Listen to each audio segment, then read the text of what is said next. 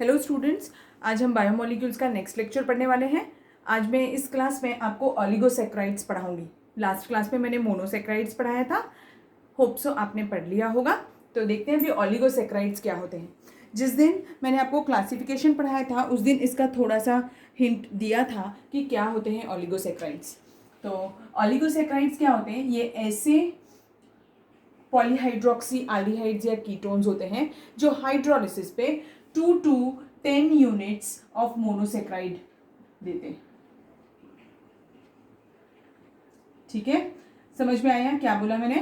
कि ऐसे कंपाउंड्स जो हाइड्रोलिसिस पे क्या देते हैं 2 to 10 units of monosaccharide units, उन्हें हम ऑलिगोसेक्राइड्स बुलाते हैं। ऑलिगोसेक्राइड्स जो हैं वो बेसिकली बहुत सारे टाइप के होते हैं, बट हमारे कोर्स में अभी सिर्फ हमें 3 ही टाइप के पढ़ने हैं। फर्स्ट होते हैं डाइसैकराइड्स,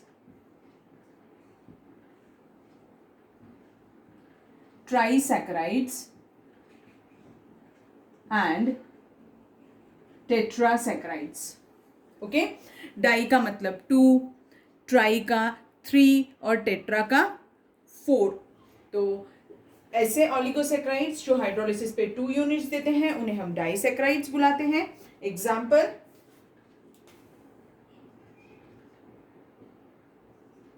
सुक्रोज। सुक्रोज का अगर मैं हाइड्रोलिसिस कैरी आउट करूं, it will give 1 unit of glucose and 1 unit of fructose. ठीक है, whereas एक और एग्जाम्पल बताती हूं, maltose. Maltose, this on hydrolysis gives 2 units of glucose.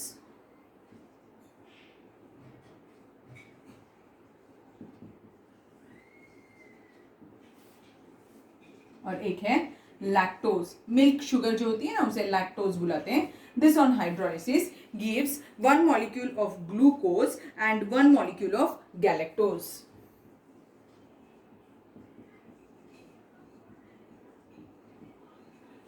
ठीक है, समझ में आ गया डाइसैकराइड्स। नाउ लेट्स सी दी ट्राइसैकराइड्स। ट्राइसैकराइड्स क्या होते हैं? ट्राइसैकराइड्स यानी ऐसे ऑलिगोसैकराइड्स जो हाइड्रोलिसिस पे 3 यूनिट्स ऑफ मोनोसैकराइड्स देते होंगे, उन्हें हम ट्राइसैकराइड्स बुलाते हैं। ट्राइसैकराइड्स का एग्जांपल है रैफिनोज।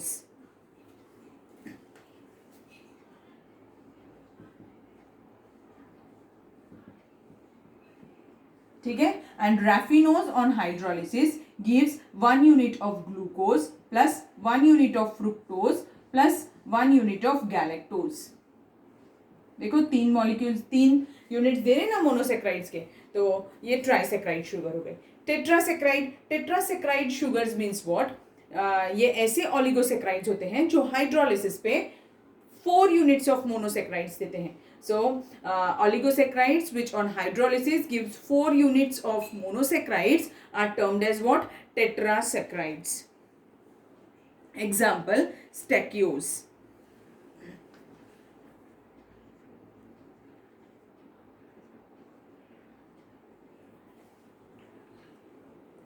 ठीक है, सॉरी स्पेलिंग गलत लिख दी मैंने।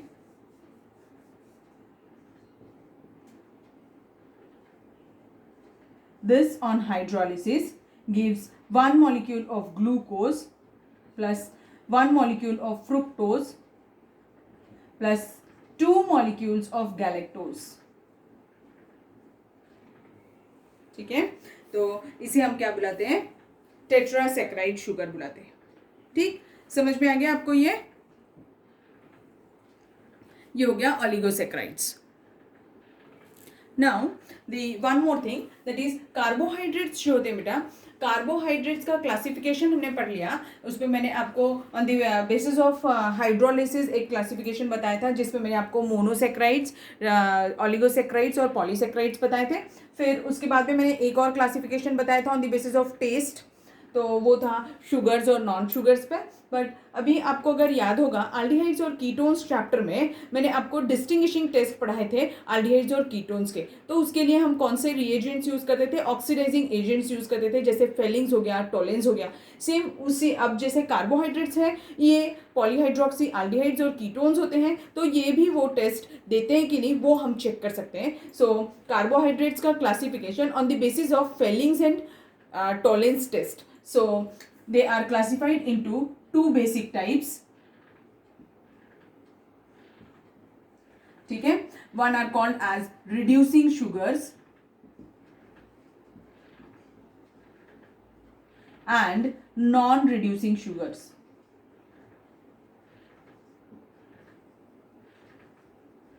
अभी मैंने आपको बताया ये क्लासिफिकेशन किसके बेसिस पे है, अगर वो टॉलेंस और फेलिंग्स के साथ ट्रीट करते हैं तब।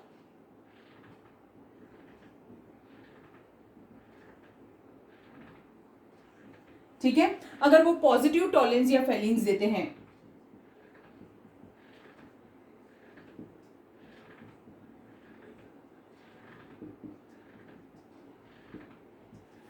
they are termed as reducing sugars. If they do not give if they do not reduce feelings and tolerance, they are termed as non reducing sugars. तो यानी नेगेटिव टेस्ट हो गया, या फिर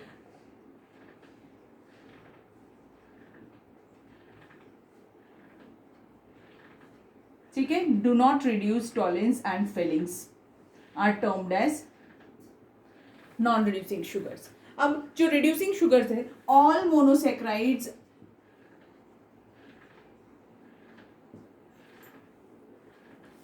all monosaccharides which in which whether they are aldoses or ketoses are reducing sugars. सारे monosaccharides reducing sugars होते हैं। and disaccharides, तो वो disaccharides जिनके पास में free aldehydic ग्रुप प्रेजेंट होता है और कीटोनिक ग्रुप प्रेजेंट होता है, वही रिड्यूसिंग शुगर का काम करते हैं।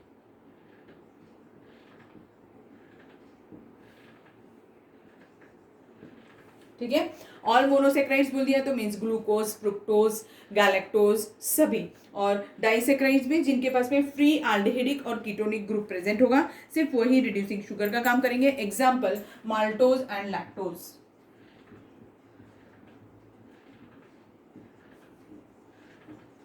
ठीक है, नॉन रिड्यूसिंग शुगर्स वो शुगर्स जो रिड्यूस नहीं करते हैं टॉलेंस और फेलिंग्स को, उन्हें हम नॉन रिड्यूसिंग शुगर्स बुलाते हैं। और उनके और ऐसे डाइसेक्राइड शुगर्स जिनमें एल्डिहाइडिक और कीटोनिक ग्रुप बॉन्डेड होता है, वो नॉन रिड्यूसिंग शुगर की तरह बिहेव करते हैं। मींस ऐसे डाइसेक्राइड्स जिनमें क्या होता है, मैंने बताया फ्री नहीं होता है एल्डिहाइडिक और कीटोनिक ग्रुप जो है बॉन्डेड होता है, वो भी नॉन रिड्यूसिंग शुगर होते हैं। Example sucrose. हम बाद में इन सभी के स्ट्रक्चर्स पढ़ने वाले हैं और इनका एनालिसिस भी है हमें, जैसे ग्लूकोज का डिटेल्ड एनालिसिस है, तो वो जब पढ़ेंगे तब आपको और क्लियर हो जाएगा कि क्यों मैं बोल रही हूँ कि free aldehydic, free ketonic group या फिर बॉन्डेड स्टेट में है, तो वो आपको तब समझ में आएगा। ठीक है, तो आज के लिए इतना ही, बाकी का मैं नेक्स्ट क्लास में पढ़ाऊंगी। Thank you.